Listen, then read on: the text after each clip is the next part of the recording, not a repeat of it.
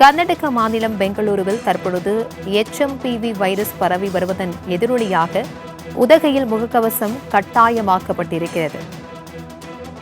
நீலகிரி மாவட்டத்திற்கு வரக்கூடிய சுற்றுலா பயணிகள் கட்டாயமாக முகக்கவசம் அணிய வேண்டும் என்று கூறப்பட்டிருக்கிறது. அண்மை செய்தியாக நாம் பார்த்துக் கொண்டிருக்கிறோம்.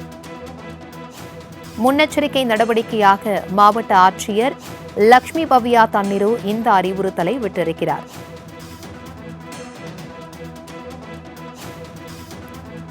நீலகிரி மாவட்ட எல்லையான கர்நாடக மற்றும் கேரள எல்லை பகுதிகளில் கண்காணிப்பு பணிகள் தற்பொழுது தீவிரமாக நடைபெற்று வருகிறது. சோதனைக்கு பின்னரே எல்லையில் தற்பொழுது சுற்றுலா பயணிகள் அனுமதிக்கப்படுகின்றனர்.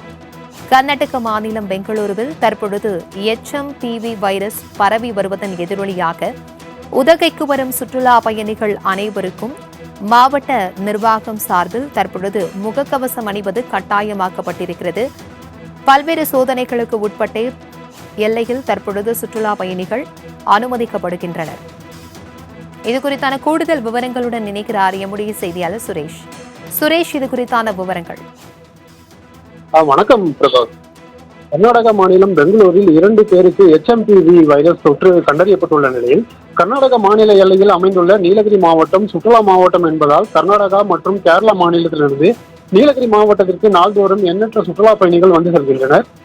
இந்த நிலையில் பாத்தீங்கன்னா நோய் பரவுதலை தடுக்கும் வகையில் முன்னெச்சரிக்கை நடவடிக்கையாக மாவட்ட நிர்வாகம் சார்பில் கேரளா மற்றும் கர்நாடகா மாநில சுற்றுலா பயணிகளை நீலகிரி மாவட்ட எல்லையான கக்கநல்லா, தாளூர் உட்பட அனைத்து சோதனை சாவடிகளிலும் சுகாதார பணியாளர்களை கொண்டு குழு அமைத்து கண்காணிக்க திட்டமிடப்பட்டுள்ளதாக மாவட்ட ஆட்சித்தலைவர் லட்சுமி பவ்யா தண்ணீரு அவர்கள் தெரிவித்துள்ளார்கள்.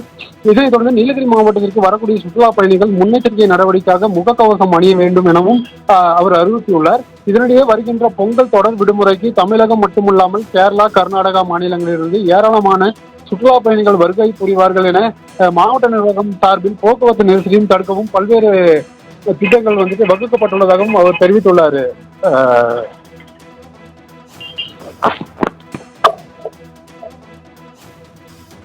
தகவல்களுக்கு நன்றி சுரேஷ்.